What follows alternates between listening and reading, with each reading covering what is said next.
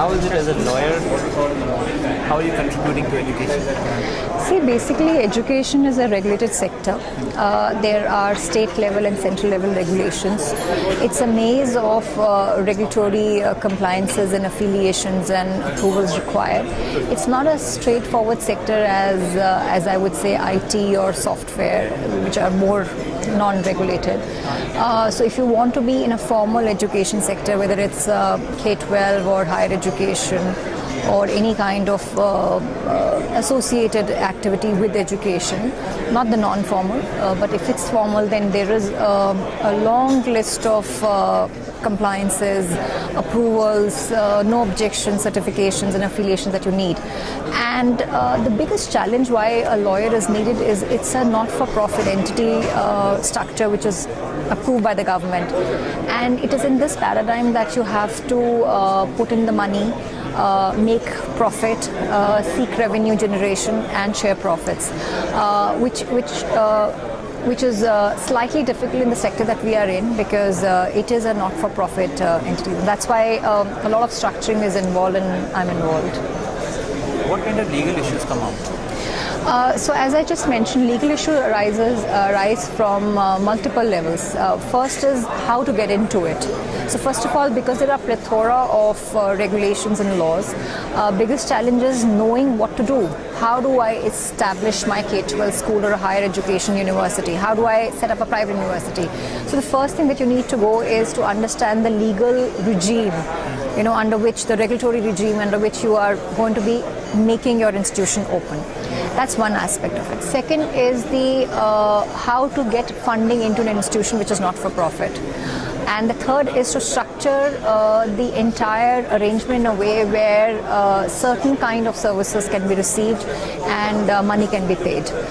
So from various sectors, from whether it's compliances or to structuring, and also there would be several services arrangement, licensing issues, content assignment issues where a lawyer's role is. So what should be the steps taken so that there will be more legal ease, or you can say?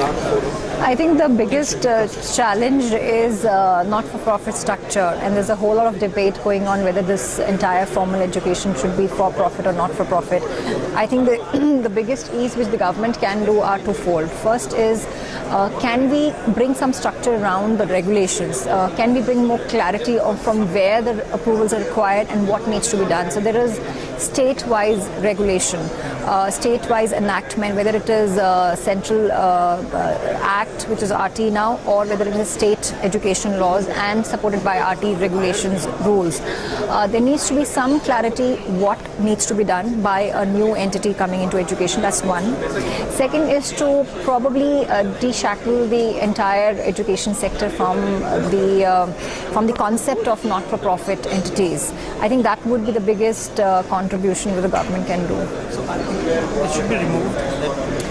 Well, there are views for and against. The views against is coming from the point that we are 70% below poverty and only 20% is middle class, and very few people who can afford ultra-rich schools. And therefore, education should continue to be a service industry which is not for profit, and it should not be money-making. But what we need to look at is this a reality? Is this how, are the schools actually running on not-for-profit model? The answer is absolutely, absolutely no. And I've worked with almost all education companies in the country, and I have seen from very close quarters that what all is done to ensure that the profits are not only more, are much more than a for-profit entity. So I think it's kind of a hypocritical view that we have that the school should not earn money. The bottom line is every school is making money. They're finding ways and means to make it. So why don't legalize it? And the other part is contribution to tax. See, all these not-for-profit entities are tax exempt. So what you're doing basically is you're giving them tax exemption but not allowing them to reap dividends.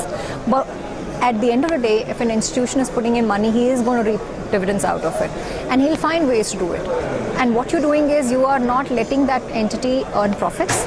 and pay taxes on it. So you're giving him tax exemption, not letting him pay taxes, but also not letting him contribute to the exchequer by putting in the right amount of taxes. So I think that is something which the finance ministry did recommend, that the higher education should be deregulated. For-profit entities should be allowed. It's already happening. Yes, it's not already happening. Yes, there are certain states like Haryana which allows a for-profit entity to do K-12, school establishment. But I think that recommendation of the finance ministry was not accepted by the cabinet. So, you mean to say that better legalize what is happening? Yes. Behind the curtains? Yes. So there will be a legal process. Yes, because the interesting part is you're opening, for example, let's look at higher education. You're expecting foreign universities to come and open shops here, and at the same time you're expecting them to put 50 lakh as a deposit and not repatriate funds. So the important question which these university, I was part of that conference, that how do you expect us to invest substantial amount of capital and then not make money out of it? So the answer of the government was that if you are intending to make profit and come to India for that, please do not come. Well, that's not any kind of answer. So if you expect private money to come in, participation to happen, you have to legitimize and legalize the operations. I hope you give some legal knowledge to people here in World Education. Well, in my own small way, I don't know if it was productive or not, but I tried. Do you have your presentation coming now? I have already done that. How was it? It was quite good. Okay. Thank you. Thank Go you. through it in the video format. Sure. See that. Yeah.